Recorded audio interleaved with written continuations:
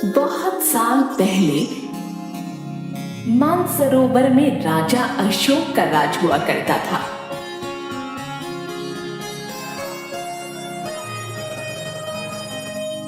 उस राजा के पास एक बेहद खूबसूरत तालाब था।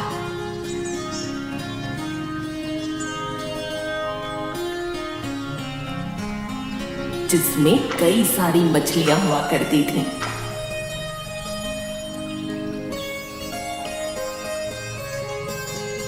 उन मछलियों की देखभाल के लिए राजा ने एक मछुआरे को काम पर रखा था।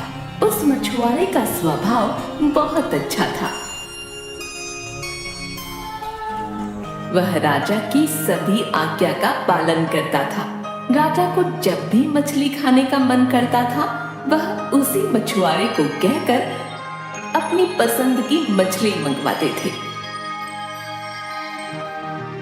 मछुआरा हर बार उनके लिए बेहद स्वादिष्ट मछली लेकर आता था। एक दिन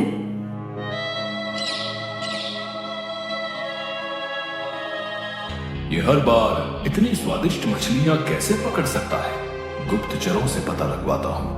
राजा ने गुप्तचरों को आदेश दिया कि वे इस बात का पता लगाएं कि मछुआरा किस तरह से मछली पकड़ता है।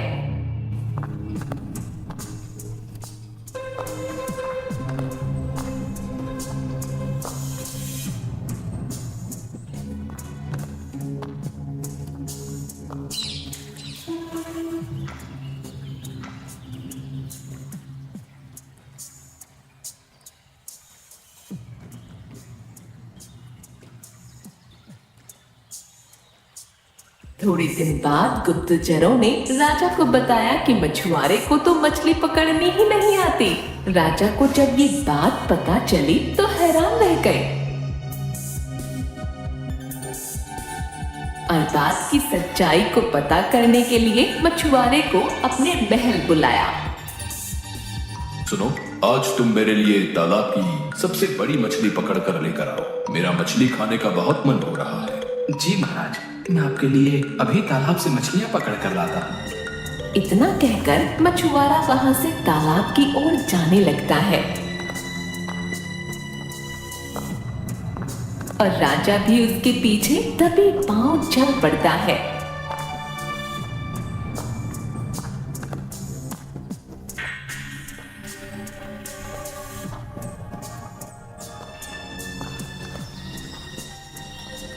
तालाब के पास पहुंचते ही आज तो मंत्र पढ़कर महाराज के लिए तालाब की सबसे बड़ी मछली मांगूंगा। गली गली हप्पा आ जाए मेरे पास, गली गली हप्पा आ जाए मेरे पास मछलियों के पप्पा। मछुआरे ने जैसे ही मंत्र पढ़ा, तालाब की सबसे बड़ी मछली उसके पैरों के पास आकर गिर पड़ी। फिर मछुआरे ने तालाब को झुककर प्रणाम किया और वहां से महल की ओर निकल पड़ा।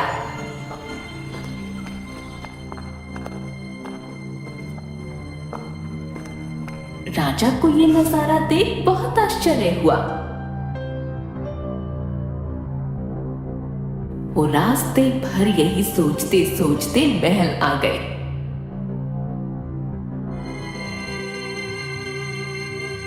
और एक दिन मौका पाकर राजा ने मछुआरे से उसके मछली पकड़ने की विधि के बारे में पूछा। तुम ऐसा कौन सा मंत्र जानते हो जिसके बोलते ही मछली खुद ब खुद तुम्हारे पास आ जाती है? कृपा करके मुझे भी वही मंत्र सिखा दो। राजा की बात सुनकर मछुआरा अचरज में पड़ गया। क्षमा कीजिए महाराज, मैं इस मंत्र का उच्चारण आपको नहीं सिखा सकता हूँ। मछुआरे की बात सुनकर भी राजा शांत नहीं बैठा और वो मछुआरे से बार बार मंत्र सीखने की जिद करने लगे। अंत में मछुआरे ने मजबूर होकर राजा को वो मंत्र सिखा दिया। मंत्र सीखने के बाद वो उसकी सच्चाई जानने के लिए उसके तालाब पर पहुंचे।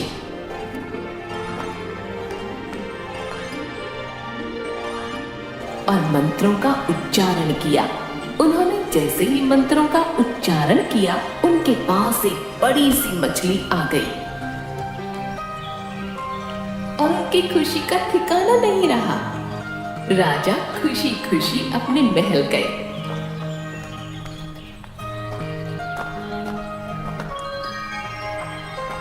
आज मैं आप सबको एक बात बताना चाहता हूँ। आप सबको पता है मैंने एक मंत्र सीखा है जिसकी सहायता से तालाब की मछलियाँ खुद ब खुद मेरे पास आ जाएंगी। ना मुझे तालाब में जाल डालने की जरूरत और ना किसी और चीज की जरूरत। क्या महाराज ये सच है? हाँ हाँ, ये बिल्कुल सच है। महाराज, आपने ये मंत्र कहाँ से सीखा है? ये मंत्र तो मैंने बहुत ही प्रतिष्ठित साधु महाराज से सीखा है जो हिमालय पर रहते हैं। आपस में सारे मंत्री बात करते हुए, ये कैसे हो सकता है? लगता है महाराज को भ्रम हो गया है। क्या तुम लोग आपस में खुसर फुसर कर रहे हो? वो हम लोग कह रहे थे कि हम लोग अपनी आंखों से ये देखना चाहते हैं कि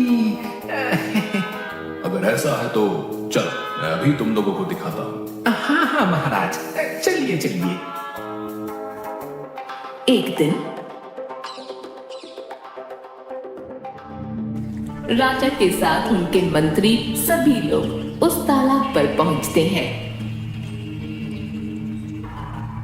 तालाब पर पहुंचने के बाद सब लोगों ने राजा को उस मंत्र का उच्चारण करने को कहा। गली गली हप्पा, आ जाए मेरे पास मछलियों के पप्पा।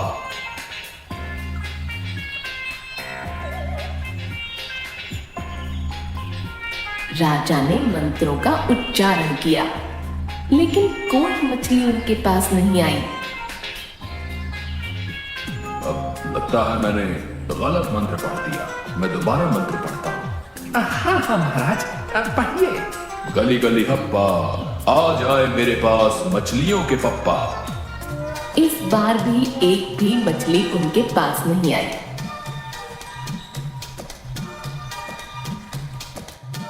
ये देख सब लोग उन पर हंसने लगे और उनको बहुत शर्मिंदा होना पड़ा और उन्होंने गुस्से में तनतनाते हुए सेवक को आदेश दिया। जाओ सेवक, उस मछुआरे को बुला कर लाओ। सेवक जाता है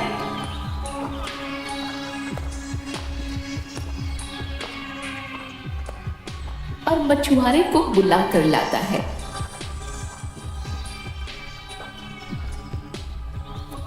क्या हुआ महाराज? आपने मुझे इस तरह से क्यों बुलाया? तुमने मुझे गलत शिक्षा दी, अब तुम्हें इसके लिए मृत्यु दंड मिलेगा। लेकिन महाराज, मैंने आपको गलत मंत्र नहीं सिखाया। अगर गलत मंत्र नहीं सिखाए तो मछली क्यों नहीं आ रही इस तालाब से?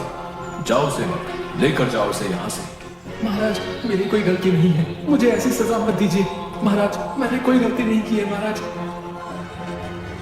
मछुआरे ने बहुत बार बोला, लेकिन राजा ने उसकी एक बात नहीं सुनी। वहां खड़े मंत्रियों को कुछ समझ नहीं आ रहा था कि आखिर ये हो क्या रहा है, क्योंकि राजा ने तो उनसे ये कहा था कि उन्होंने मंत्रों का ज्ञान प्रसिद्ध साधु से लिया है और सजा इस मछुआरे को दे रहे हैं। सब चुप थे। तभी तालाब में से एक देवता निकले। सुनो राजन, तालाब से एक भी मछली नहीं निकली।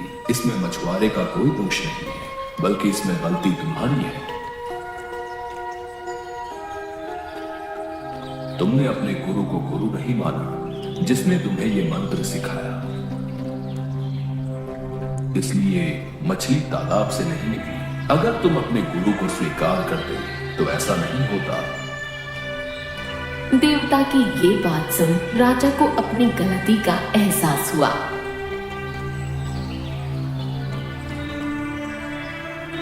और उसने अपनी गलती की माफी मांगी।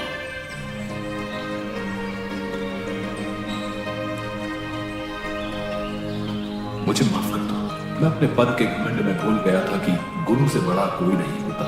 मुझे माफ कर दो, मैं तुम्हें अपने गुरु के रूप में स्वीकार करता हूँ। राजा ने मछुआरे को अपना गुरु स्वीकार कर दिया। इसके बाद वो मंत्र काम करने लगा।